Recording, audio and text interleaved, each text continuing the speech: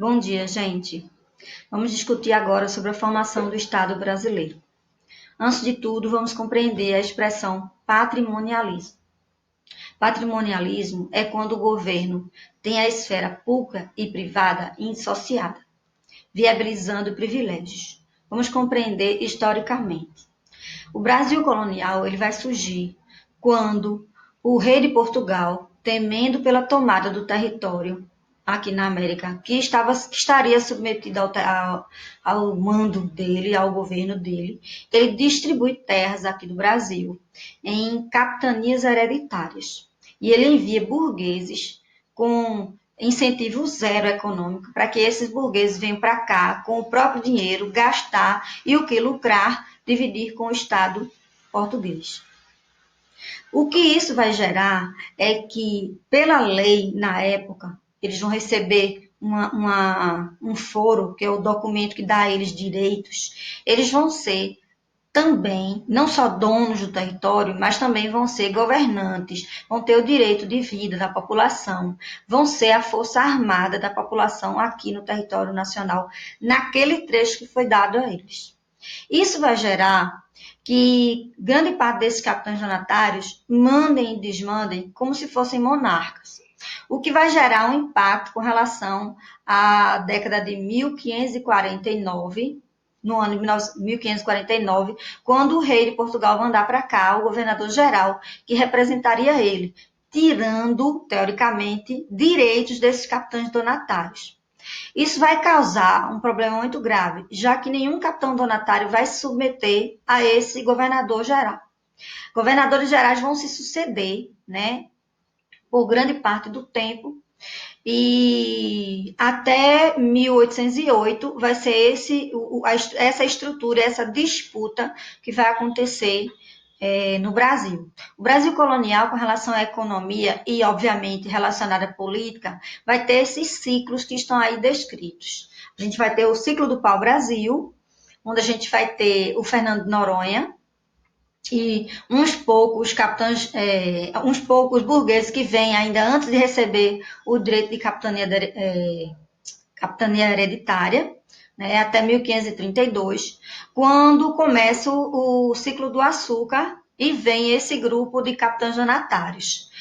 O ciclo do açúcar ele vai acontecer até o século XVII, quando acontece a invasão holandesa aqui de Pernambuco, o que vai gerar uma concorrência quando eles são expulsos, e o Brasil ele vai cair muito nessa concorrência e perder muito para a Holanda. O ciclo do ouro ele vai iniciar no século XVIII, né? Por volta de 1790, a gente vai ter ali o ápice, né, da descoberta do ouro no Brasil, que vai fazer com que esses ricos, por conta do ouro, mandem em tudo. O ciclo da pecuária, que vai ter dois momentos específicos e dois lugares específicos, né? Aqui no Nordeste, no século XVII, e no Sul, entre o século XVII e XVIII. Quando chega aqui, em 1808, a família real portuguesa, e aí a gente inicia aquilo que a gente chama de Brasil Imperial. E aí o Brasil Imperial a gente vai ter um absolutismo real, né? A gente vai ter o rei aqui, essa monarquia parlamentarista, ela vai teoricamente dividir o poder, sendo que, na verdade, o rei é que manda em tudo.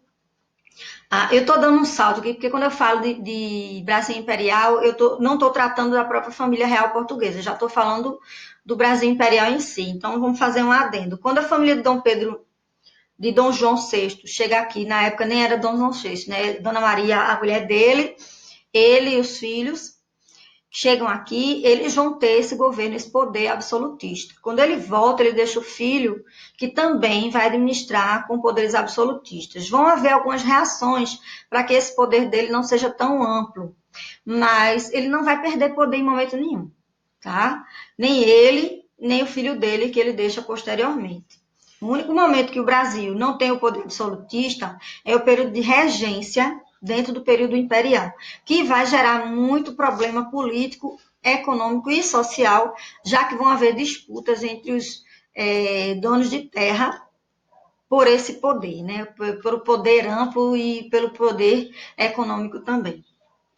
Bom, a monarquia parlamentarista, estabelecida principalmente no governo de Dom Pedro II, vai dar a entender que há uma divisão do poder entre o rei e esse parlamento, quando na verdade é o rei que manda no parlamento. Ele administra, troca o primeiro-ministro como ele quer. Então a gente vai ter novamente aí a ideia do patrimonialismo, onde o rei é dono de tudo, tá? Isso vai acontecer de 1822 oficialmente, né, com o período imperial, até 1889, quando acontece o Brasil República. O Brasil republicano, ele é dividido nessas fases que eu coloquei aí, né, historicamente, e em todas elas a gente vai ter o patrimonialismo. No período da República Velha, quem manda são os coronéis, que existe no Brasil inteiro, tá? Algumas pessoas confundem achando que coronelismo é uma coisa só do Nordeste, não é, tá? A gente tem coronel até hoje, inclusive no Sul, ok? E aí, nesse período da República Velha, o que comanda o poder vai ser principalmente o voto de cabresto.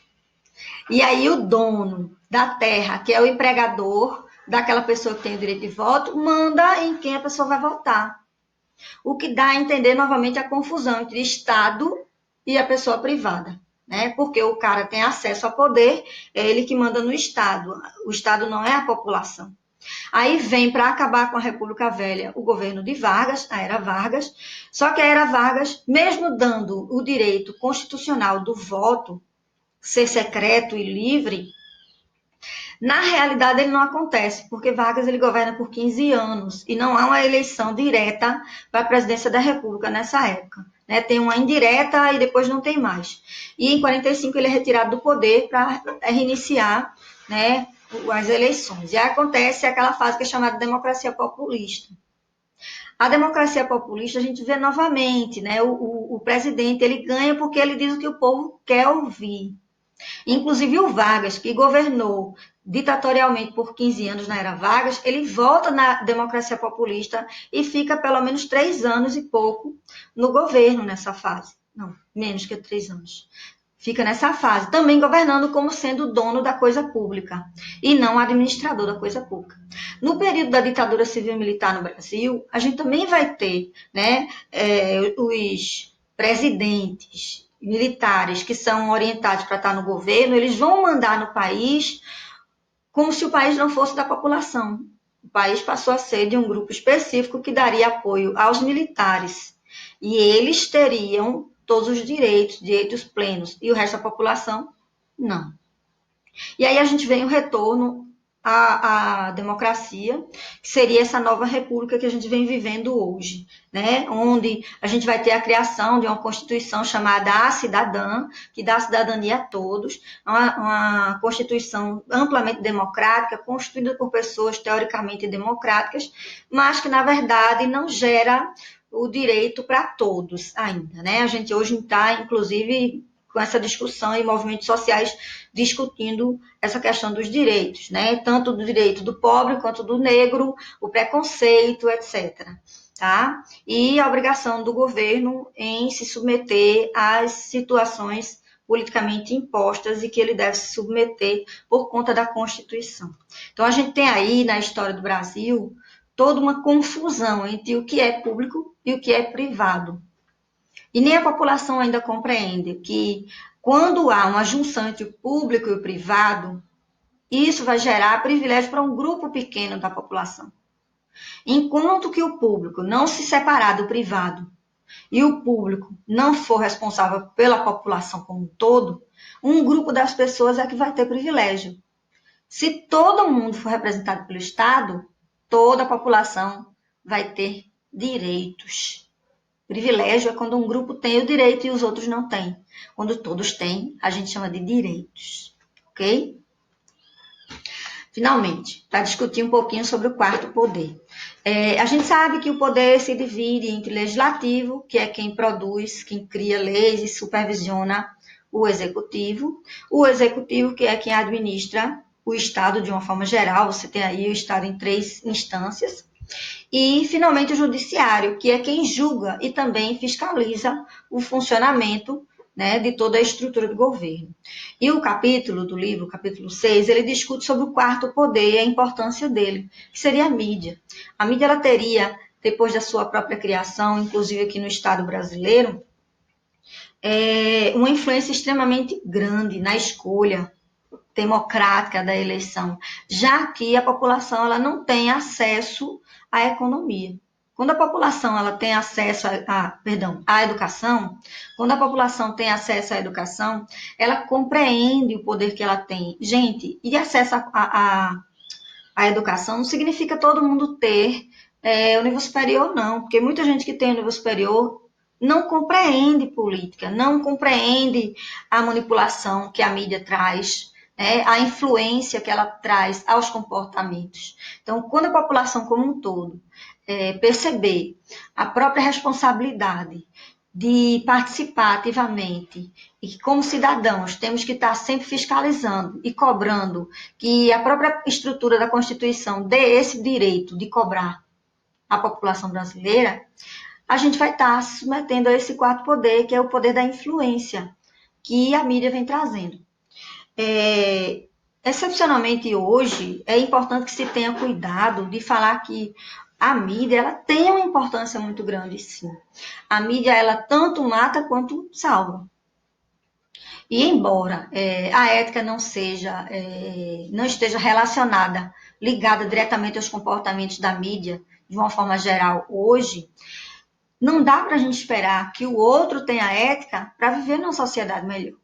Nós temos que tomarmos cuidado, tomarmos conta da nossa responsabilidade hoje. Então, fiscalizar, questionar, criticar, assistir a todos, não assistir só um lado da versão, compreender, tentar enxergar, tentar fazer a leitura do subliminar nas informações que estão sendo passadas é importante para não se submeter àquilo que é chamado hoje como quarto poder, que é esse poder de influência que a mídia tem numa sociedade que abre mão da sua cidadania política. Ok, gente? Dê uma lida no capítulo, a próxima atividade vai ser uma atividade para nota, que a gente vai elencar e colocar lá no grupo, na sala de aula virtual. Um abraço. Tchau, gente.